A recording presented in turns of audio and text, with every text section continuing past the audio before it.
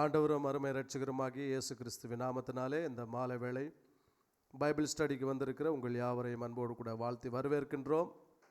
கர்த்தர் நல்லவர். கடந்த ஒரு வாரம் அவருடைய கிருபை நம்மை காத்து வழிநடத்தி அவருடைய உண்மை நம்முடைய வாழ்விலே மாறாததாக இருந்து கர்த்தர் நம்மை ஆசீர்வதித்து இன்றைக்கு இந்த பாட வகுப்பிலே நாம் பங்கு பெறும்படிக்கு ஆண்டவர் கிருபை பாராட்டியிருக்கின்றார். நாம் ஜெபித்து தொடர்ந்து இந்த வேதாம பாடத்தை கர்த்தருடைய கரத்திலே நாம் ஒப்பு கொடுத்து பரிசுத்த ஆவியானவர் கிறிஸ்துவினுடைய மகிமையை அவருடைய வெளிப்பாடுகளை இந்த மாலவெளியிலே நம்மத்தில் கொடுக்கும்படி நாம் யாவரும் சேர்ந்து ஜெபித்து நாம் தொடர்ந்து நம்முடைய பாடத்தை பரிசுத்த ஆவியானுடைய கரங்களிலே ஒப்பு கொடுத்து ஜெபிக்கலாம். எங்களை நேசிக்கின்ற எங்கள் அன்பின் பரலோக பிதாவே, இந்த நல்ல ஆசீர்வதிக்கப்பட்ட மாலை வேளைக்காயும் நாங்கள் நன்றியோடு கூட துதிக்கின்றோம், ஸ்தோத்தரிக்கின்றோம். கர்த்தாவே, நீர் உயிரோடு கூட எழுந்து எம்மாவூருக்கு போகின்ற வழியிலே 2 சீஷர்களை சந்தித்து, ஆண்டவரே, மோசே முதல் தீர்க்கதரிசிகள் வரை உம்மை பற்றி சொல்லியிருக்கின்ற வேத வசனங்களை அவர்களுக்கு விளக்கி காண்பித்த போது அவருடைய இருதயங்கள் கொழுந்து விட்டு எரிந்தது என்று உம்முடைய வார்த்தை சொல்லப்பட்டிருக்கிறது. ஆண்டவரே, நாங்கள் அப்படியாய் கேட்கின்றோம். இந்த மாலவெளியில் உம்முடைய வார்த்தையிலிருந்து ஆண்டவரே நாங்கள் படிக்கும் பொழுது அன்றைக்கு இயேசு கிறிஸ்து அவர்களுக்கு விளக்கி காண்பித்தது போல இன்றைக்கு இந்த மாலவெளியிலே உம்முடைய வார்த்தையில் இருக்கின்ற வெளிச்சத்தை, உம்மை பற்றியதான சத்தியங்களை எங்களுக்கு விளக்கி காண்பிக்கும்படிக்கு நாங்கள் ஜெபிக்கின்றோம். இந்த வேலை பாட வேலையை உம்முடைய கரத்தில் ஒப்பு கொடுக்கிறோம். நாங்கள் உம்முடைய வசனங்களை தியானிக்கும் பொழுது எங்கள் இருதயங்கள் கொழுந்து விட்டு எரியட்டும். ஆண்டவரே, கிறிஸ்துவினுடைய சாயல் எங்களுக்குள் மறுபடியுமாய் புதுப்பிக்கப்பட்டு ஆண்டவரே உம்முடைய சீஷர்களாய் இந்த உலகத்திலே உமக்கென்று நாங்கள் ஊழியம் செய்ய பிரகாசிக்க கர்த்தர் எங்களுக்கு கிருபை பாராட்டும்படிக்கு ஜெபிக்கின்றோம். இந்த பாடவேளை எங்களுக்கு ஆசீர்வதித்து தாரும், நீர் மகிமைப்படும். இயேசுவின் நாமத்தில் பிதாவே, ஆமேன். ஆண்டவராக இயேசுவின் நாமத்தினாலே இந்த மாலவேளை பைபிள் ஸ்டடிக்கு வந்திருக்கின்ற உங்கள் யாவரையும் அன்போடு கூட வாழ்த்தி வரவேற்கின்றோம். ஆன்லைனிலே பார்த்து கொண்டிருக்கிற உங்கள் யாவருக்கும் இயேசு கிறிஸ்துவின் நாமத்தினாலே அன்போடு கூட வரவேற்று உங்களுக்கு வாழ்த்துதல்களை தெரிவிக்கின்றோம். போன வாரம் உலகத்திற்கு வெளிப்படுத்தப்பட்ட தேவகுமாரன் என்கின்ற தலைப்பிலே முதலாவது ஆதியாகமம் புத்தகம் முதல் அதிகாரம் முதல் வசனமானது 7 எபிரேய வார்த்தைகளை அடங்கியுள்ளது. அதிலே முதல் வார்த்தையாகிய பிரிஷித் என்கின்ற வார்த்தையை குறித்து போன வாரம் நாம் கர்த்தருடைய வார்த்தையை நாம் படித்தோம். அதிலே சிலுவையிலே கைகள் விரிக்கப்பட்டவராய், முட்கள் தலையில் ஏந்தினவராய், சிலுவையில் தொங்கினவர் என்பதுதான் இந்த பரிஷித் என்கின்ற எபிரேய வார்த்தையினுடைய அர்த்தம். அதை நாம் இந்த வகுப்பிலேயும் நாம் அதை படிக்கப் போகின்றோம். ஆனால் அந்த பரிஷித் என்கின்ற வார்த்தையானது ரெஷித் என்கின்ற மூல வார்த்தையிலிருந்து வந்திருக்கின்றது. கடந்த வகுப்பிலே நாம் அதை படித்தோம். ரெஷித் என்று சொன்னால் முதற் பலன் என்று அர்த்தம், அல்லது முதற் பலன்கள் என்று அர்த்தம். ரிஷித் என்றால் முதற் பலன் என்று அர்த்தம். ஆகவே ஆதியாகம புத்தகம் 1ஆம் அதிகாரம் 1ஆம் வசனத்திலே முதல் எழுத்தானது ரெஷித் என்கின்ற வார்த்தையிலிருந்து துவங்குகின்றது, அல்லது பெரிஷித் என்கின்ற வார்த்தையிலிருந்து துவங்குகின்றது. அந்த பெர் என்கின்ற வார்த்தையானது குமாரன் என்று அதுக்கு அர்த்தம். எபிரேய வார்த்தையிலே பர் என்று சொன்னால் குமாரன் என்று அர்த்தம். பெரிஷித் என்று சொன்னால் குமாரனாகிய முதற் பலன் என்று அர்த்தம். ஆகவே சிருஷ்டிப்பினுடைய ஆரம்பத்தை நாம் வாசிக்கும் பொழுது ஆதியிலே என்று தமிழில் எழுதப்பட்டிருக்கிறது, ஆங்கிலத்திலே இந்த பிகினிங் என்று எழுதப்பட்டிருக்கிறது.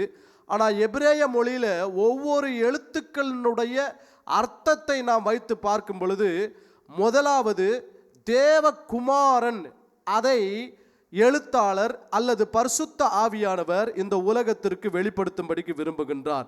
பர் என்கின்ற வார்த்தையை வெளிப்படுத்துகின்றார். பர் என்று சொன்னால் குமாரன் என்ற அர்த்தம். ஆகவே பரிசுத்த ஆவியானவர் இந்த உலகத்திற்கு முதலாவது சிருஷ்டிப்புகளை சிருஷ்டிப்பதற்கு முன்பதாக யாரை வெளிப்படுத்த விரும்புகிறார் என்று சொன்னால் குமாரனை வெளிப்படுத்த விரும்புகின்றார்.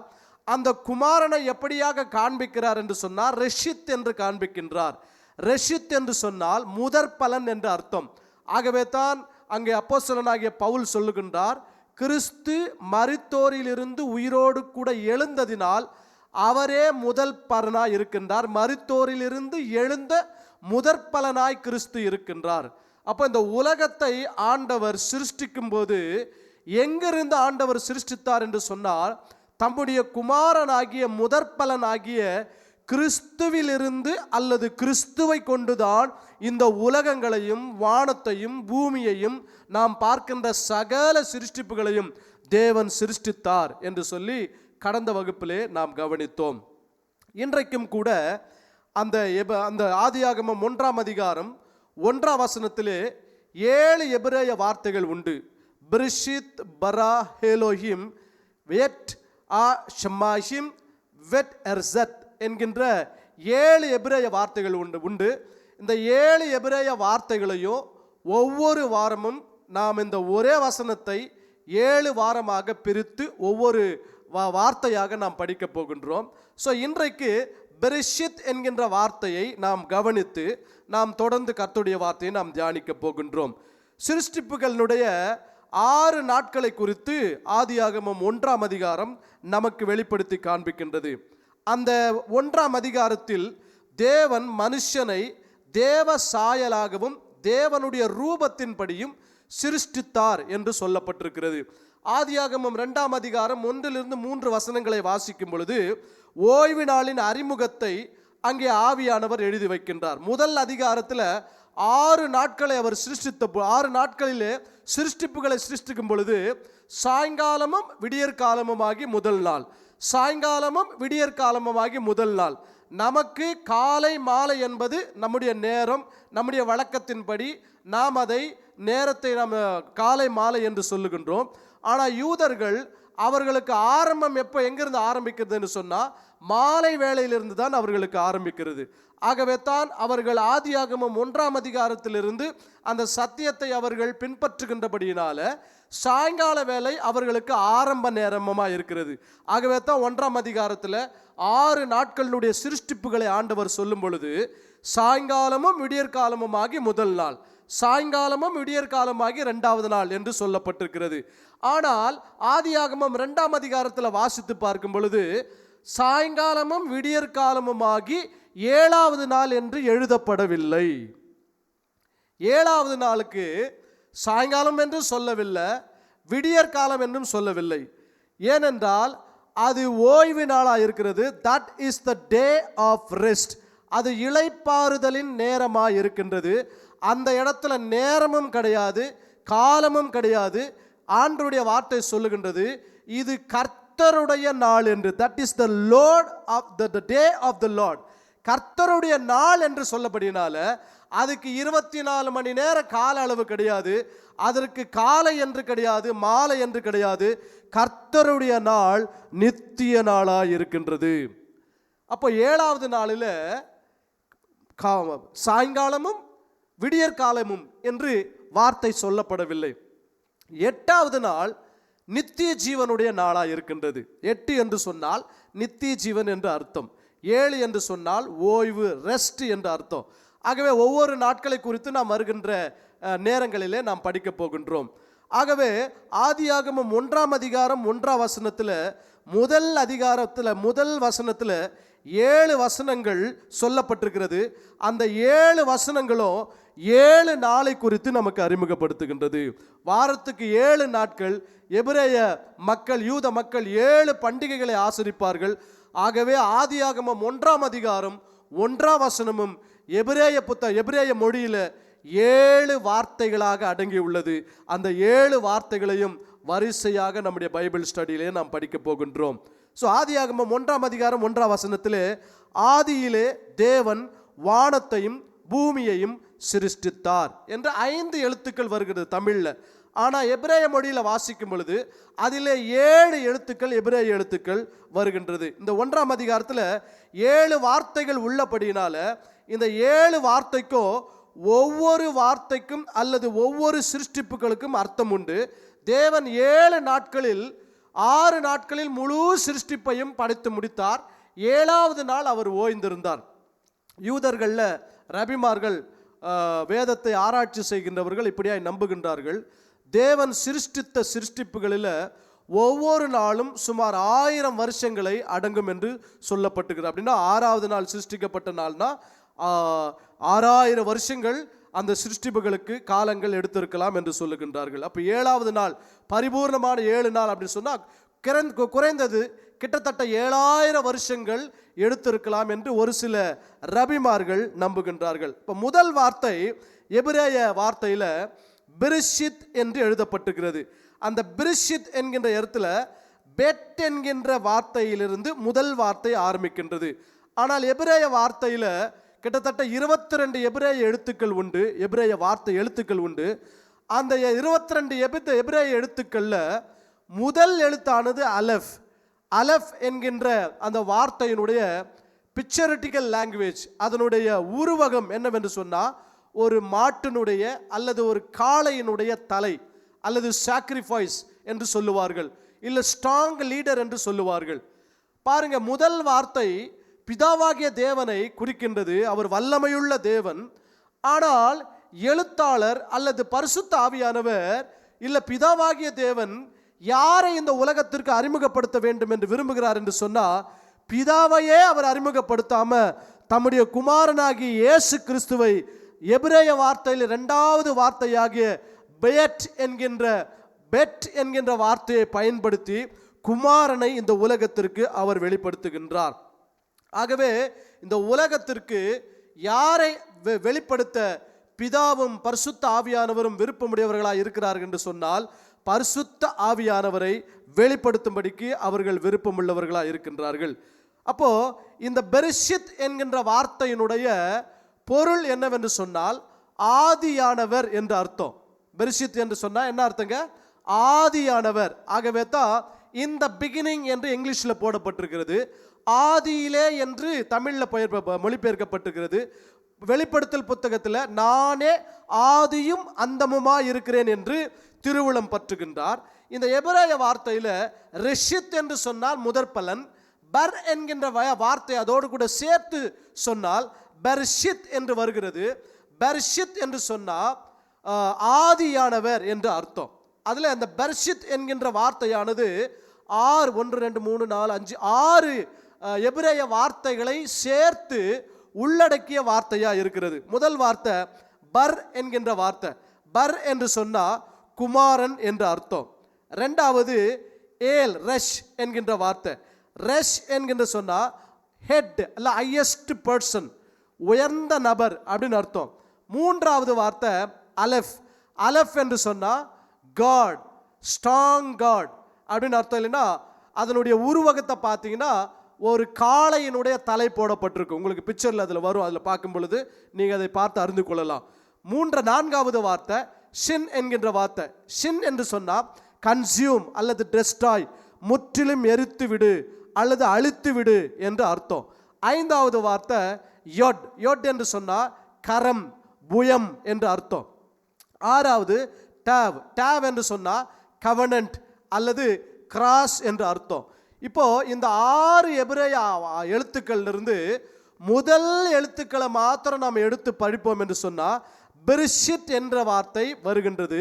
இந்த பெரிஷித் என்கின்ற வார்த்தையினுடைய விளக்கம் என்னவென்று சொன்னால் son, God, destroyed, hand, cross அப்படின்னு அர்த்தம். அப்படின்னா என்ன அர்த்தம்னா son of God with thorns on his head hanging on a tree with a winning cross mark. அப்படின்னா தலையில் முட்கிரீடம் சூட்டப்பட்டு சிலுவை மரத்தில் தொங்கின தேவகுமாரன் என்று அர்த்தம். ஹல்லேலூயா.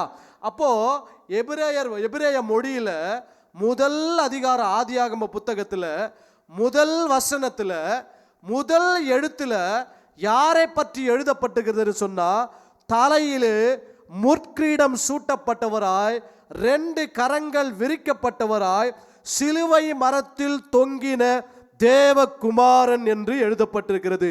ஆகவே தேவன் இந்த உலகங்களை சிருஷ்டிப்பதற்கு முன்பதாகவே சிலுவையின் திட்டத்தை ஆண்டவர் உலக தோற்றத்திற்கு முன்பதாகவே வைத்திருக்கின்றார். மனுஷனை படைக்கும் பொழுது ஆண்டவர் சிலுவையின் திட்டத்தை வைக்கவில்லை. உலகத்தை சிருஷ்டிப்பதற்கு முன்பதாகவே சிலுவையின் திட்டத்தை தேவன் தன்னுடைய மனதில் வைத்திருந்தார். இந்த வார்த்தையை கேட்டுக்கொண்டிருக்கிற அருமையான சகோதரா சகோதரி, கர்த்தருடைய வார்த்தை உங்களை பார்த்து சொல்லுகின்றது. என் வாழ்க்கையில என்ன திட்டம் பாஸ்டர் அப்படின்னு நீங்க யோசித்து உட்கார்ந்து கொண்டிருக்கலாம். என் எதிர்காலம் எப்படியா இருக்கும் என்று யோசித்து கொண்டு உட்கார்ந்து கொண்டிருக்கலாம்.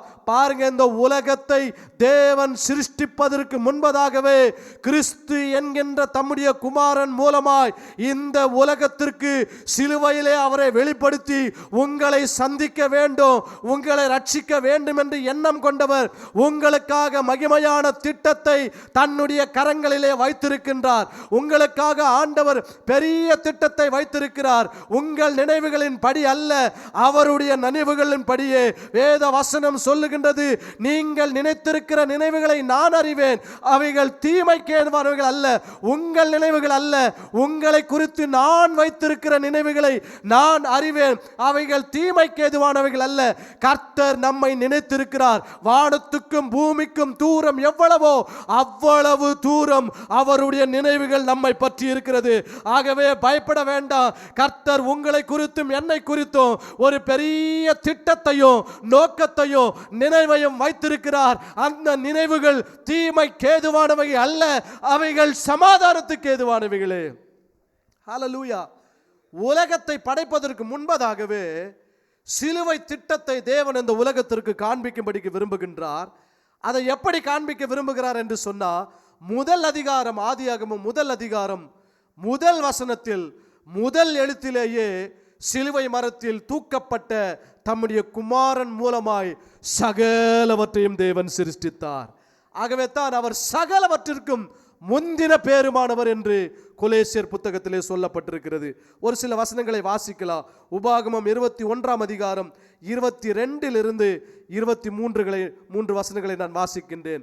கொலை செய்யப்பட்ட ஒருவன் மேல் சாவுக்கு பாத்திரமான பாவம் உண்டாயிருக்க அவனை கொலை செய்யும்படி மரத்திலே தூக்கி போடுவாயானால் இரவிலே அவன் பிரேதம் மரத்திலே தொங்கலாகாது. அந்த நாளில் தானே அதை அடக்கம் பண்ண வேண்டும். தூக்கி போடப்பட்டவன் தேவனால் சபிக்கப்பட்டவன். ஆகையால் உன் தேவனாகிய கர்த்தர் உனக்கு சுதந்திரமாக கொடுக்கும் உன் தேசத்தை தீட்டுப்படுத்தாது. ஆண்டவர் மோசேக்கு ஒரு பிரமாணத்தை தராரு. என்ன பிரமாணத்தை தரார்னா, ஒருவனை கொலை செய்யப்பட ஒருவனை சாவுக்கு ஏதுவான பாத்திரமான பாவம் உண்டா இருக்கிற அவனை கொலை செய்யும்படி மரத்துல தூக்கி போடுவா என்று சொன்னா, சாயங்காலம் வரைக்கும் அவன் என்ன பண்ணாதீங்க, மரத்துல தொங்க விடாதீங்க. அந்த பிரேதம் இரவிலே தொங்க கூடாது. அதற்கு முன்பதாகவே அந்த பிரேதமானது, தூக்கி போடப்பட்ட பிரேதமானது அடக்கம் பண்ணப்பட வேண்டும் என்று எழுதப்பட்டிருக்கிறது. இயேசு மரிக்க வேண்டும், சிலுவையிலே மரிக்க வேண்டும், அடக்கம் பண்ணப்பட வேண்டும் என்று, சபிக்கப்பட வேண்டும் என்று புதிய ஏற்பாட்டில் ஆண்டவருடைய நோக்கம் அல்ல. 2000 வருஷங்களுக்கு முன்பதாக ஆண்டவருடைய நோக்கம் அல்ல.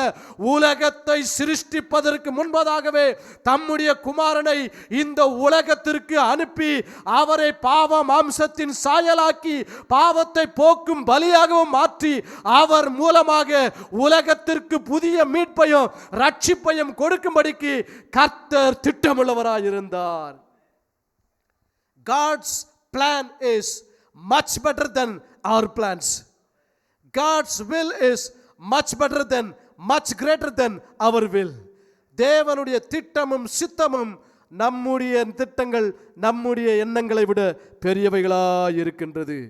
அதுதான் யோவான் எழுதின சுவிசேஷ புத்தகத்தில் 3 அதிகாரம் 15 வசனம் 16 வசனம் சொல்லுகிறது, தன்னை விசுவாசிக்கிறவன் எவனோ அவன் கெட்டு போகாமல் நித்திய ஜீவனை அடையும்படிக்கு உயர்த்தப்பட வேண்டும். தேவன் தம்முடைய குமாரனை விசுவாசிக்கிறவன் எவனோ அவன் கெட்டு போகாமல் நித்திய ஜீவனை அடையும்படிக்கு அவரை தந்தருளி இவ்வளவாய் உலகத்தில் அன்பு கூர்ந்தார். அப்போ உயர்த்தப்பட வேண்டும் என்பது உலக தோற்றத்திற்கு முன்பதாகவே, சிருஷ்டிப்புகளில் ஒரு சிருஷ்டிப்பானது படைக்கப்படுவதற்கு முன்பதாகவே தேவனுடைய மனதில் இருந்தது. எப்படி உயர்த்தப்பட வேண்டும், சிலுவை மரத்தில் உயர்த்தப்பட வேண்டும் என்று சொல்லி கூட அந்த வார்த்தையில நம்ம வாசிக்க முடியும். பிரிஷித் என்கின்ற வார்த்தையில கடைசி வார்த்தையில டாவ் என்ற வார்த்தை வருகின்றது. அந்த டாவ் என்று சொன்னா கிராஸ் என்ற அர்த்தம் அல்லது மார்க் என்ற அர்த்தம். அடையாளம், உடன்படிக்கை, சிலுவை என்ற அர்த்தம். பாருங்க, அந்த பிக்சர்ல ஸ்கிரீன்ல உங்களுக்கு போடப்பட்டிருக்குது. கடைசி வார்த்தை டாவ் என்று சொன்னால் உடன்படிக்கை அல்லது மார்க் அல்லது கிராஸ் என்ற அர்த்தம். இப்போ சிலுவை என்பது ஏதோ ரோமர்கள் மூலமாக இந்த உலகத்திற்கு அறிமுகப்படுத்தப்பட்டது அல்ல. சிலுவை என்பது உலக தோற்றத்திற்கு முன்பதாகவே தேவனுடைய மனதில் இருந்த உலகத்தை ரட்சிக்கக்கூடிய வெளிப்பாடாக இருக்கின்றது. The gospel of the cross is the power of those who believe. சுவிசேஷத்தை விசுவாசிக்கின்றவர்கள், சிலுவை பற்றியதான உபதேசத்தை விசுவாசிக்கிறவர்கள், அது அவர்களுக்கு தேவ பலனாய் இருக்கின்றது. ஆகவே தேவனுடைய மனதில் சிலுவை என்பது உலகத்தை சிருஷ்டிப்பதற்கு முன்பதாக, சிலுவை மரம் என்று இந்த உலகத்திலே ஒரு மரம் முளைப்பதற்கு முன்பதாகவே தேவனுடைய மனதில் இருந்தது. அதுதான் கலாத்தியர் 3:13 அப்போஸ்தலனாகிய பவுல் சொல்லுகின்றார், மரத்திலே தூக்கப்பட்ட எவனும் சபிக்கப்பட்டவன் என்று எழுதியிருக்கிறபடி கிறிஸ்து நமக்காக சாபமாகி நியாய பிரமாணத்தின் சாபத்திற்கு நம்மை நீங்களாக்கி மீட்டு கொண்டார். ஒரு ஆமென் சொல்லலாங்களா?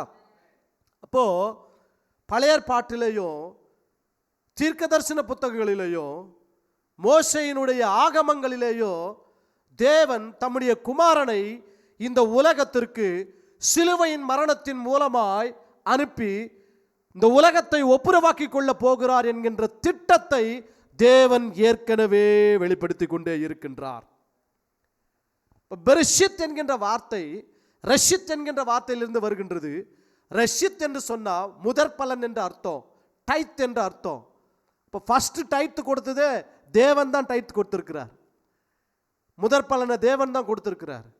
அந்த முதற் பலன் கிறிஸ்து, கிறிஸ்து மூலமாய் சகலவற்றையும் சிருஷ்டித்திருக்கிறார். அது மாத்திரம் கிடையாது, சிருஷ்டிக்கப்பட்டது ஒரு நாள் அழிக்கப்பட்டு போகும், அதை மறுபடியும் மீட்கும்படிக்கு சிருஷ்டிகரையே இந்த உலகத்திற்கு அனுப்பி சிலுவையின் மூலமாய் அந்த சிருஷ்டிப்புகளை தமக்கு ஒப்புரவாக்கி கொண்டார். That is God's plan. அப்போ பரிஷித் என்று சொன்னா ஆதியானவர் அப்படின்னு அர்த்தம். அந்த பரிஷித் என்கின்ற வார்த்தையினுடைய பொருள் என்னவென்று சொன்னால், தலையில் முற்கிரீடம் சூட்டப்பட்டு சிலுவை மரத்தில் தொங்கின தேவகுமாரன் என்று அர்த்தம். அது ஏதோ சிலுவை மரத்தில் இயேசு கிறிஸ்து தொங்கிட்டு இருக்கிறது ஏதோ ஒரு தோல்விக்கு அடையாளம் அல்ல. that is the sign of the victory over death, victory over curse, victory over devil, victory over the hell. சிலுவை மரத்தில் இயேசு தொங்கியது ஏதோ பாவமா இயேசு தொங்கல, அதுவே நம்முடைய வாழ்க்கையின் வெற்றியின் அடையாளமா இருக்கிறது. பாவத்தின் பேரில் செய்யும், மரணத்தின் பேரில் செய்யும், நரகத்தின் பேரில் செய்யும், பிசாசின் பேரில் ஜெயத்தை கர்த்தர் கொடுத்திருக்கிறார் என்பதற்கான அடையாளம் இயேசு கிறிஸ்துவினுடைய சிலுவை மரணம். அப்போ மரணம், அடக்கம் பண்ணப்படுதல், இவைகள் எல்லாம் 1ஆம் அதிகாரத்திலேயே ஆண்டவர் ஆரம்பித்து விட்டார். ஆதியாகமம் 1ஆம் அதிகாரத்திலேயே ஆரம்பித்து விட்டார். ஆகவே போன வாரமோ இந்த வாரமோ நம்ம எதை குறித்து படிச்சிருக்கிறோன்னா ரஷித் அண்ட் பெரிஷித். இப்போ பெரிஷித் என்று சொன்னால் தலையிலே முற்கீடம் சூட்டப்பட்ட தேவனுடைய குமாரன் சிலுவையில் தொங்கினவர் என்று அர்த்தம். அப்போ எபிரேயவா அந்த எழுத்தில் அந்த முதல் அதிகாரம், ஆதியாகமம் முதல் அதிகாரம் முதல் வசனம் இருக்குங்களா? அது முதல் அதிகாரம் முதல் வசனம் இருந்தால் ஸ்க்ரீனில் போடும்படிக்கு, ஹெப்ரேய லாங்குவேஜில் போட்டால் நல்லாயிருக்கும், அதை போடும்படிக்கு அன்பாய் கேட்கின்றேன். அப்போ முதல் வசனமே கிறிஸ்துவை பற்றி சொல்லுகின்றது. கிறிஸ்து மூலமாய்த்தான் தேவன் வானங்களையும் பூமியையும் சிருஷ்டித்திருக்கின்றார். அப்போ ஆகவே தான் அவரை சிருஷ்டிகர் என்று வேதம் அறிமுகப்படுத்துகின்றது. இயேசு சிருஷ்டிக்கப்பட்டவர் அல்ல, சிருஷ்டிகர் என்று சொல்லப்பட்டிருக்கிறது. ஓகே, ஸோ 2வது எபிரேய வார்த்தை பரா. எல்லாரும் சேர்ந்து சொல்லுங்க, பரா அப்படின்னு அர்த்தம். BARA, பரா. அப்போ பிரிஷித் பரா, இந்த 2 வார்த்தையை இன்னைக்கு நாம் படிக்க போகின்றோம். பரா அப்படி என்று சொன்னால் கிரியேட்டட் அப்படின்னு அர்த்தம், சிருஷ்டித்தார் என்று சொல்லப்பட்டிருக்கிறது. பாருங்க, பரா என்ற வார்த்தை அங்கே எபிரேய லாங்குவேஜில் எழுதப்பட்டிருக்கிறது. Beginning, in the beginning created அப்படின்னு எழுதப்பட்டிருக்கிறது. அப்போது இந்த பரா என்கின்ற வார்த்தைக்கும் ஒரு அர்த்தம் உண்டு. என்ன உண்டுங்க? எபிரேய மொழியில் ஒவ்வொரு எழுத்துக்கும் ஒரு பிக்சரட்டிக்கல் லாங்குவேஜ் உண்டு, ஒரு உருவகம் உண்டு. அந்த ஒவ்வொரு எழுத்தையும் மற்ற எழுத்தோடு கூட சேர்த்து படிக்கும் பொழுது அதிலே ஒரு அர்த்தமும் உண்டு. அந்த அர்த்தம் யாரை நமக்கு வெளிப்படுத்தி காண்பிக்கிறது என்று சொன்னால், தேவனுடைய திட்டமாகிய கிறிஸ்துவை நமக்கு வெளிப்படுத்தி காண்பிக்கின்றது. அப்போ பெர்ஷித் என்று சொன்னால் தலையிலே முட்கிரீடம் சூட்டப்பட்டவராய் சிலுவையிலே தூக்கப்பட்ட தேவகுமாரன் என்ற அர்த்தம். இந்த பெர்ஷித் என்கின்ற வார்த்தையினுடைய அடுத்த ரெண்டாவது அந்த எபிர ஆதியாகமம் 1:1 ரெண்டாவது வார்த்தை பரா என்ற வார்த்தை வருகின்றது. பரா என்று சொன்னா சிருஷ்டிப்பு என்ற அர்த்தம். இரண்டாவது எழுத்து பரா. தேவன் ஏதோ ஒரு மூலக்கூறிலிருந்து இந்த உலகத்தை ஆண்டவர் சிருஷ்டிக்கவில்லை, தம்முடைய குமாரனாகிய கிறிஸ்துவுக்குள் எல்லாவற்றையும் சிருஷ்டித்திருக்கின்றார். ஏதோ ஒரு காரியத்தை, ஒரு சேரை செய்யணும்னா அதுக்கு சில மூலக்கூறுகள் வேண்டும். ஒரு மரம் தேவை. அந்த மரத்தை செய்வதற்காக, அந்த மரத்தினுடைய சேரை வடிவமைப்பதற்காக அதுக்கு உளி வேணும், சுத்தி வேணும். அதை செய்வதற்கு ஒரு நபர் வேணும். இந்த மூலக்கூறுகள் எல்லாம் இருந்தாதான் ஒரு சேரையோ இல்லை வேற ஏதாவது ஒரு சோஃபாவையோ என்ன பண்ண முடியும், செய்ய முடியும். ஆனால் தேவன் அது போல ஏதோ ஒரு மூலக்கூறிலிருந்து எல்லாவற்றையும் சிருஷ்டிக்கவில்லை, ஒரு நபரிலிருந்து எல்லாவற்றையும் சிருஷ்டித்திருக்கின்றார். He has created everything through one person. That person is the Son of God, Christ. கிறிஸ்துவுக்குள் அல்லது கிறிஸ்து மூலமாய் இவைகளை தேவன் எடுத்து சிருஷ்டித்திருக்கின்றார். ஆகவே பரா என்று சொன்னால் சிருஷ்டிப்பு என்று அர்த்தம். இந்த பரா என்கின்ற வார்த்தையானது 3 எபிரேய வார்த்தையிலிருந்து வந்திருக்கிறது. பாருங்க, எபிரேய வார்த்தையானது சைனீஸ் லாங்குவேஜ் மாதிரி. லெஃப்டில் இருந்து என்ன பண்ணுவாங்க, படிப்பாங்க. நம்ம எப்படி படிப்போம்னா ரைட்லேருந்து படிப்போம். ஆனால் அவங்க எப்படி படிப்பாங்கன்னா லெஃப்டிலிருந்து படிப்பாங்க.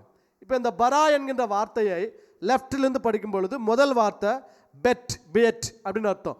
பியட் அப்படின்னா என்ன அர்த்தம்னா டென்ட், கூடாரம் அல்லது ஹவுஸ், வீடு அப்படின்னு அர்த்தம். இல்லை இன்சைட் த ஹவுஸ், வீட்டிற்கு உள்ளே அப்படின்னு அர்த்தம். ரெண்டாவது ரெஷ் அப்படின்னு அர்த்தம். ரெண்டாவது வார்த்தை ரெஷ். ரெஷ் என்று சொன்னால் எட் பர்சன் அல்லது ஃபர்ஸ்ட் பர்சன், பிரின்ஸ்னு அர்த்தம். இல்லைன்னா சன்னு அர்த்தம், குமாரன் என்று அர்த்தம். மூன்றாவது அலஃப். அலஃப்னா ஆக்ஸினுடைய ஹெட், ஒரு தலை, ஒரு மாட்டினுடைய ஒரு காளையினுடைய ஒரு தலை. இல்லைன்னா ஸ்ட்ரென்த், ஸ்ட்ரென்த்னு அர்த்தம், இல்லை பவர்னு அர்த்தம், இல்லை ஸ்ட்ரென்த் ஆஃப் காட் அப்படின்னு அர்த்தம். இந்த 3 எழுத்துக்களையுமே நாம் சேர்த்து வாசிக்கும் பொழுது தேவனுடைய குமாரன் என்று வருங்க. யாருங்க? பரா அப்படின்னா என்ன அர்த்தம்னா தேவனுடைய குமாரன் அப்படின்னு அர்த்தம். இப்போ 2 வசனங்கள்ல, 2 எழுத்துக்கள்ல ஒரே அதிகாரம், ஆதியாகமம் ஃபர்ஸ்ட் சாப்டர் ஃபர்ஸ்ட் வசனத்தில் முதல் 2 வார்த்தைகள் யாரை பற்றி எழுதப்பட்டிருக்கிறது என்று சொன்னால் எபிரேய மொழியில் அதனுடைய விளக்கங்களை நாம் வாசிக்கும் பொழுது குமாரனாகிய இயேசு கிறிஸ்துவை குறித்து எழுதப்பட்டிருக்கிறது. ஆகவே தான் இந்த பைபிள் ஸ்டடியினுடைய தலைப்பு என்னன்னா உலகத்திற்கு வெளிப்படுத்தப்பட்ட தேவனுடைய குமாரன் என்று வைத்திருக்கிறோம். அப்போ பெயட் என்று சொன்னால் குமாரன் என்று அர்த்தம். ரெஷ் என்று சொன்னால் man's head, the first person என்று அர்த்தம். அலஃப் என்று சொன்னால் த ஸ்ட்ராங் காட் அப்படின்னு அர்த்தம். அப்போது இந்த 2 எழுத்துக்களையுமே சேர்த்து பார்த்தா என்ன வருகிறது என்று சொன்னால் முதற் பலனாகிய தேவகுமாரன் சிருஷ்டித்தார். ஹல்லேலூயா. முதற் பலனாகிய தேவகுமாரன் சிருஷ்டித்தார். எவைகளை சிருஷ்டித்தார்? வானங்களையும் பூமியையும் சிருஷ்டித்தார். எங்கிருந்து சிருஷ்டித்தார்னா அவருக்குள்ளிருந்து எல்லாவற்றையும் சிருஷ்டித்தார். ஹல்லேலூயா. அப்போ எங்கோ ஒரு இடத்திலிருந்து இருந்ததை எடுத்துட்டு வந்து சரி செய்து சிருஷ்டிக்கவில்லை, ஒருவருக்குள் இருந்ததை எடுத்து அதை அவர் சிருஷ்டித்தார். அப்போ பரலோகம் எங்க இருந்ததுங்க? கிறிஸ்துவுக்குள் இருந்தது. அப்போ பூலோகம் எங்க இருந்ததுங்க? கிறிஸ்துவுக்குள் இருந்தது. நாம் பார்க்கின்ற காரியங்கள் வானவில் எங்க இருந்தது?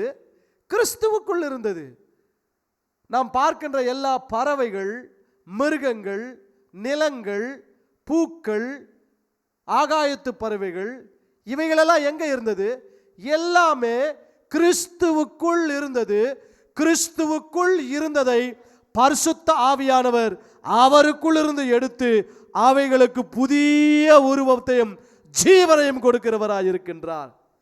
அப்போ நீங்களும் நானும் எங்க இருந்துங்க?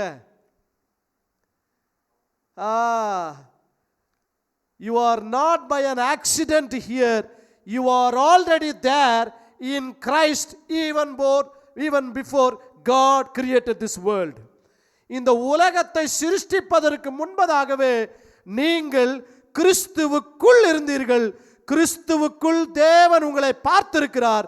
உங்களை பார்த்த தேவன் இந்த உலகத்திற்கு கிறிஸ்து மூலமாக அனுப்பி கிறிஸ்துவை கொண்டு அவருடைய இரத்தத்தினாலே உங்களை மீட்டெடுத்து மறுபடியும் ஒரு முழு மனுஷனாய் உங்களை அவர் பார்க்கும்படிக்கு தேவன் விரும்புகின்றார். ஆமென். அப்போ பரலோகத்தில் கிறிஸ்து இருக்கும்பொழுது மகிமையா இருந்தாருங்க. ஆனால் இந்த உலகத்திற்கு வரும் பொழுது அவர் மகிமை துறந்து மனுஷ சாயலாய் வந்தார். உலகம் சிருஷ்டிப்பதற்கு முன்பதாக கிறிஸ்துவுக்குள் நீங்கள் தேவனால் காணப்பட்டவர்கள். எப்படின்னா, உங்களை கிறிஸ்துவின் மகிமையில் தேவன் பார்த்திருக்கின்றார். இந்த உலகத்திற்கு நீங்கள் மனுஷனாய் வந்து நீங்கள் பாவத்தில் மறுத்து விட்டதுனால அந்த கிறிஸ்துவை கொண்டு பாவத்திலிருந்து விடுதலை செய்து பரிசுத்த ஆவியானவர் மூலமாய் அந்த கிறிஸ்துவின் மகிமையை உங்களுக்குள் புதுப்பித்துக் கொண்டிருக்கிறவராயிருக்கிறார். ஆகிய பரா என்று சொன்னா சன் ஆஃப் காட் என்று அர்த்தம்.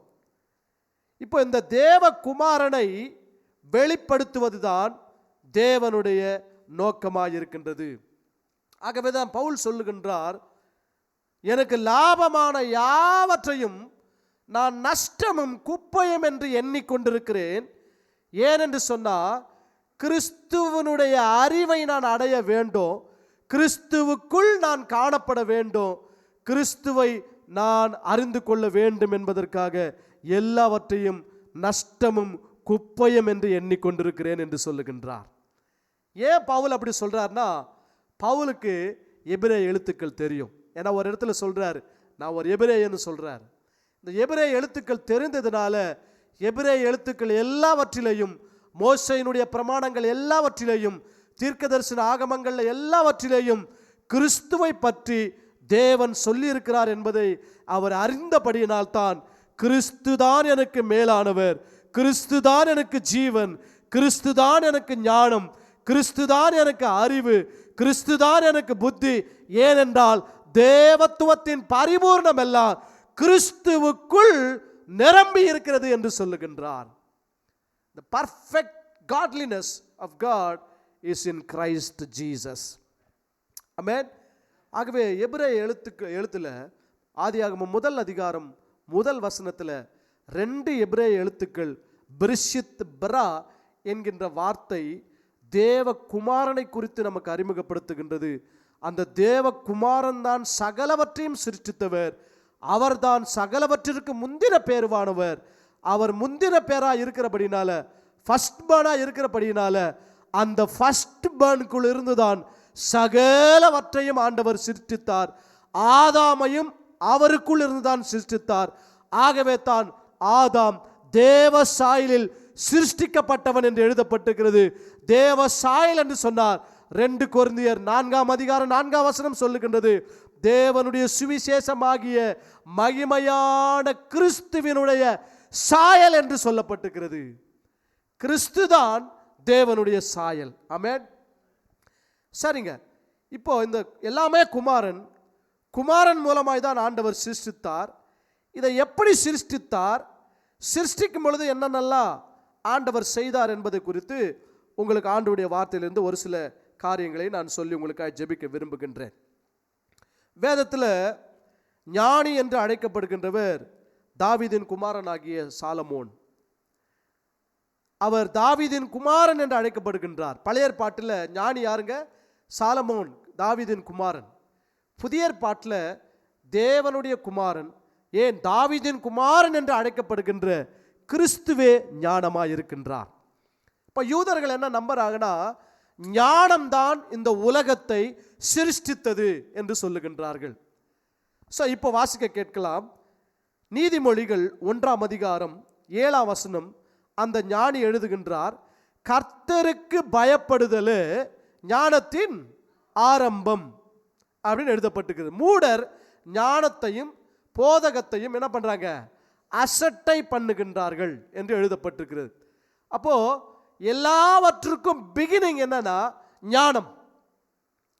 ஞானத்தை கொண்டுதான் எல்லாவற்றையும் என்ன பண்றாருங்க? சிருஷ்டிக்கின்றார். இந்த ஞானம் தான் எல்லாவற்றையும் சிருஷ்டிக்கின்றது. இந்த ஞானத்தை குறித்து அப்போஸ்தலனாகிய பவுல் சொல்லும் பொழுது 1 கொரிந்தியர் 1:31 நாம் வாசிக்கும் பொழுது, அவரே தேவனால் நமக்கு ஞானமும் நீதியும் பரிசுத்தமும் மீட்புமானார் என்று எழுதுகின்றார். இப்போ எல்லாவற்றிற்கும் ஆரம்பம் என்னன்னா ஞானம்தான். அப்படின்னா எல்லாம் ஞானத்தில் இருந்து துவங்குகின்றது. அந்த ஞானம் யார் என்று சொன்னா கிறிஸ்து தான் அந்த ஞானமாய் இருக்கின்றார். அப்ப ஞானத்தை கொண்டுதான் சகலவற்றையும் சிருஷ்டித்தார். ஞானம்தான் சகலவற்றிற்கும் முந்தினதா இருக்கின்றது.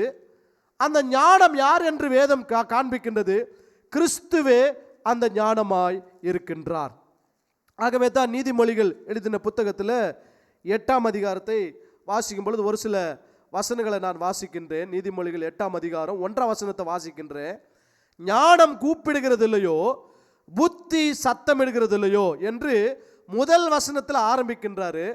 11ஆம் வசனத்தை வாசிக்கும் பொழுது, முத்துக்களை பார்க்கிலும் ஞானமே நல்லது, இச்சிக்கப்படத்தக்கவைகள் எல்லாம் அதற்கு நிகரல்ல என்று 11ஆம் வசனத்தில் எழுதுறாரு. 12ஆம் வசனத்தில் ஞானமாகிய நான் என்று எழுதுகின்றார். 12ஆம் வசனத்தில் ஞானமாகிய ஐ ஆம் த விஸ்டம், ஞானமாகிய நான். அப்ப ஞானம் என்பது ஏதோ ஒன்றை படிப்பதினால் வருகிறதல்ல, ஏதோ ஒன்றை நாம் கற்றுக்கொள்ளுகின்ற அனுபவத்தினால் வருகிறதல்ல. ஞானம் என்பது ஒரு நபர். Wisdom is a person. அதைத்தான் 1 கொரிந்தியர்ல நாம் வாசித்தோம். 1ஆம் அதிகாரம் 31 கிறிஸ்துவே ஞானமாயிருக்கிறார். கிறிஸ்துவே ஞானமாயிருக்கிறார். அப்போ 14ஆம் வசனத்தில் ஆலோசனையும் மெய்ஞானமும் என்னுடையவைகள், நானே புத்தி என்று சொல்லுகின்றார். 19ஆம் வசனத்தில் பொன்னையும் தங்கத்தையும் பார்க்கிலும் என் பலன் நல்லது என்று சொல்லுகின்றார். கொரிந்தியர்ல சொல்லுகின்றார், தேவனுடைய பலன் கிறிஸ்துவே. 21ஆம் வசனத்தில் அவர்கள் நீதியும் நீதியின் வழியிலும் நியாய பாதைகளுக்குள்ளோ நடத்துகின்றேன் என்று சொல்லுகின்றார். கிறிஸ்து நீதியாய் இருக்கிறார் என்று சொல்லுகின்றார். அப்போ ஒரே நபர் தான். சாலமன் சொல்றார், அந்த நபர் யாருன்னு சொல்றாருன்னா அவர்தான் ஞானம், அவர்தான் புத்தி, அவர்தான் பலன், அவர்தான் விவேகம், அவர்தான் நீதி என்று சொல்லுகின்றார். 22ஆம் வசனத்தை வாசிக்கும் பொழுது, கர்த்தர் தமது கிரியைகளுக்கு முன் பூர்வ முதல் என்னை தமது வழியின் ஆதியாக கொண்டிருந்தார். ஹல்லேலூயா. அப்போ I am the beginning, I am the way. சிருஷ்டிப்புகளை சிருஷ்டிப்பதற்கு முன்பதாக, ஒரு கிரியை இந்த உலகத்தில் நடப்பதற்கு முன்பதாக, பூர்வ முதல் கிறிஸ்துவை தமது வழியாக தேவன் வைத்திருந்தார். அவரை கொண்டுதான் சகலவற்றையும் சிருஷ்டித்தார். சீக்கிரமா நான் வாசிக்க போகிற பூமி 23ஆம் வசனத்தில் இருந்து வாசிக்கின்ற, பூமி உண்டாகும் முன்னும் ஆதி முதற் கொண்டும் அனாதியாய் நான் அபிஷேகம் பண்ணப்பட்டேன். ஆழங்களும் ஜலம் புரண்டு வரும் ஊற்றுகளும் உண்டாகும் முன்னும் நான் ஜனிப்பிக்கப்பட்டேன். மலைகள் நிலை பெறுவதற்கு முன்னும் குன்றுகள் உண்டாகுவதற்கு முன்னும் அவர் பூமியையும் அதன் வெளிகளையும் பூமியில் உள்ள மண்ணின் திரள்களையும் உண்டாகுவதற்கு முன்னும் நான் ஜனிப்பிக்கப்பட்டேன். அவர் வானங்களை படைக்கையில் நான் அங்கே இருந்தேன்.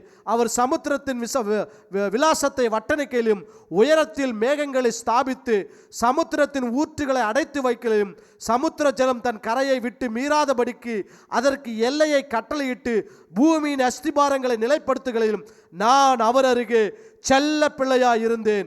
நித்தமும் அவருடைய மனமகிழ்ச்சியாய் இருந்து எப்பொழுதும் அவர் சமூகத்தில் களி கூர்ந்தேன். அப்போ உலக தோற்றத்திற்கு முன்பதாகவே தேவன் சிருஷ்டிக்கின்றார். எப்படி சிருஷ்டிக்கிறார் என்று சொன்னால், கிறிஸ்துவுக்குள்ள எல்லாவற்றையும் சிருஷ்டிக்கின்றார். கிறிஸ்துவுக்காக சிருஷ்டிக்கின்றார். சிருஷ்டிக்கும் பொழுது யார் பார்க்கிறார்னா கிறிஸ்து பார்க்கின்றார். மலைகளை சிருஷ்டிக்கும் பொழுது, கடலை சிருஷ்டிக்கும் பொழுது, பூமியை சிருஷ்டிக்கும் பொழுது, வானத்தை சிருஷ்டிக்கும் பொழுது, நட்சத்திரங்களை சிருஷ்டிக்கும் பொழுது, சிருஷ்டிப்புகள் எல்லாவற்றையும் அவர் பார்க்கின்றார். பார்க்கும் பொழுது நான் அவர் அருகே செல்ல பிள்ளையாய் இருந்தேன் என்று சொல்லுகின்றார். I was there as the beloved son of him. அதனால தான் இந்த வாரம் பர்த்டே செலிப்ரேட் பண்ண ஒரு பாஸ்டருக்கு நான் சொன்னேன், you are the beloved son of God. நீங்கள் தேவனுடைய நேசகுமாரன். உங்களுக்காக சகலவற்றையும் அவர் சிருஷ்டிக்க வல்லமையுடையவராய் இருக்கின்றார். அப்போ எல்லாவற்றையும் தேவன் அவருக்குள்ளிருந்து சிருஷ்டிக்கின்றார். 30ஆம் வசனத்தை மறுபடி வாசித்து நாம் முடிக்க போகின்றோம். நான் அவர் அருகே செல்ல பிள்ளையாய் இருந்தேன், நித்தமும் அவருடைய மனமகிழ்ச்சியாய் இருந்து எப்பொழுதும் அவர் சமூகத்தில் களி கூர்ந்தேன். அப்போ கடவுளுடைய மனமகிழ்ச்சி யாருன்னு சொன்னா கிறிஸ்து தான் கடவுளுடைய மனமகிழ்ச்சி. சிலர் நினைப்போம், நான் 2-3 மணி நேரம் ஜெபம் பண்ணிட்டா ஆண்டவர் அதில் ரொம்ப பிரியமாக இருக்கிறாருன்னு. ஜெபம் பண்ணுறது நல்லதுங்க. உங்கள் பேரில் ஜெபம் பண்ணுறதுனால தான் ஆண்டவர் பிரியமாக இருக்கிறாருன்னு கிடையாது. கிறிஸ்துவுக்குள்ள உங்களை மிகவும் அவர் நேசிக்கின்றார். நான் முட்டி போட்டு பைபிள் படித்தா, இல்லை நான் உபவாசம் இருந்து பைபிள் படித்தா அப்போ தான் ஆண்டவருடைய பிரியம் என் வாழ்க்கையில், மனமகிழ்ச்சி என் வாழ்க்கையில் அதிகமாக ஆகணும் அப்படின்னு எல்லாம் கிடையாது. ஏற்கனவே உங்களின் பேரில் தேவன் பிரியமாய்தான் இருக்கின்றார். அவரை பிரியப்படுத்த வேண்டிய அவசியமே கிடையாதுங்க. Is already satisfied, is already happy. அவர் ஏற்கனவே அப்படி தான் இருக்கிறாருங்க, திருப்திகரமாக தான் இருக்கிறாருங்க. ஏற்கனவே அவர் சந்தோஷமாக தான் இருக்கிறாரு. ஏற்கனவே அவர் மனமகிழ்ச்சியாக தான் இருக்கிறார். உலகம் என்பது ஒன்று சிருஷ்டிக்கப்படுவதற்கு முன்பதாக, மனுஷன் என்கின்ற ஒருவன் சிருஷ்டிக்கப்படுவதற்கு முன்பதாகவே தேவன் ஏற்கனவே திருப்திகரமாய் தான் இருக்கின்றார். ஏற்கனவே மனமகிழ்ச்சியாய் தான் இருக்கின்றார். ஏற்கனவே அவர் சந்தோஷமாய் தான் இருக்கின்றார். ஏனென்று சொன்னால், யார் மூலமாக என்று சொன்னால், தன்னுடைய செல்ல பிள்ளையாகிய கிறிஸ்து என்பவர் மூலமாக ஏற்கனவே தேவன் பிரியமாய் இருக்கின்றார். ஆகவே இன்றைக்கு நாம் பார்த்த இந்த 2 எபிரேய வார்த்தை பிரிஷித், பிரா. பிரிஷித் என்று சொன்னால் தலையிலே முள்கிரீடம் சூட்டப்பட்ட தேவகுமாரன் சிலுவையில் தொங்கினவர் என்று அர்த்தம். பரா என்று சொன்னால் தேவகுமாரன், சன் ஆஃப் காட் என்று அர்த்தம். இந்த 2 வார்த்தையும் சேர்த்து நாம் வாசிக்கும் பொழுது, தேவகுமாரன் தான் எல்லாவற்றையும் சிருஷ்டித்தார். இந்த சிருஷ்டித்த தேவகுமாரன் வானத்தையும் பூமியும் சிருஷ்டித்தவர். வானத்துக்கும் பூமிக்கு ஒரு பிளவு வந்துருச்சு. இந்த வானத்துக்கும் பூமிக்கு இருக்கிற பிளவை சேர்க்கும்படிக்கு சிலுவையில் தொங்கினவராய் இந்த உலகத்திற்கு வெளிப்படுத்தப்பட்டார். ஹல்லேலூயா. ஆகவே தேவனுடைய திட்டம் என்னவென்று சொன்னால், இந்த உலகத்திற்கு கிறிஸ்துவை வெளிப்படுத்த வேண்டும். ஆகவே இந்த நாளிலே கர்த்தருடைய வார்த்தையை கேட்டுக்கொண்டிருக்கிற உங்கள் ஒவ்வொருவரையும் பார்த்து நான் சொல்லுகின்ற ஒரு வார்த்தை, கர்த்தர் உங்களை அதிகமாய் நேசிக்கின்றார். ஒரே ஒரு வசனத்தை மாத்திரம் வாசித்து நாம் முடிக்கப் போகின்றோம். எபேசியர் 2ஆம் அதிகாரம் 15ஆம் வசனத்தை உங்களுக்காக வாசிக்கின்றேன். எபேசியர் 2ஆம் அதிகாரம் 15ஆம் வசனத்தை 14லேருந்தே வாசிக்கலாங்க. எப்படி எனில், அவரே நம்முடைய சமாதான காரணராகி இரு திருத்தாரையும் ஒன்றாக்கி பகையாக நின்ற பிரிவினையாகிய நடு சுவரை தடுத்து, அடுத்த வசனம், சட்ட திட்டங்களாகிய நியாயப்பிரமாணத்தை தம்முடைய மாம்சத்திலே ஒழித்து இரு திறத்தாரையும் தமக்குள்ளாக, எல்லாரும் சேர்ந்து படிக்கலாம், ஒரே புதிய மனுஷனாக சிருஷ்டித்து இப்படி சமாதானம் பண்ணி. சிருஷ்டித்துன்ற வார்த்தை வருது பாருங்க. ஒரு மனுஷனை சிருஷ்டித்தாரு, பாவம் அவனை பிரிச்சிருச்சு, தேவனிடத்திலிருந்து மனுக்குலத்தையே பிரிச்சிருச்சு. ஆனா அந்த ஒரு மனுஷன் மூலமாய் பாவத்தினால் பிரிப்பிக்கப்பட்ட மனுஷன் நடு சுவராக பாவம் நின்றது. அந்த சுவரை உடைக்கும்படிக்கு தேவகுமாரனாகிய கிறிஸ்து இந்த உலகத்திலே மனுஷராக வந்து தன்னுடைய மாம்சத்தில் அந்த சுவரை உடைத்து சிலுவையிலே அவர் உடன்படிக்கை செய்து ஒரே மனுஷனாக அவருக்குள் நம்மை மறுபடியும் சிருஷ்டித்தார். ஆரம்பம் முதல் இன்ற வரைக்கும் தேவனுடைய திட்டம், நோக்கம், சித்தம் என்னவென்று சொன்னால், தம்முடைய குமாரனாகிய கிறிஸ்துவை இந்த உலகத்திற்கு வெளிப்படுத்த வேண்டும்.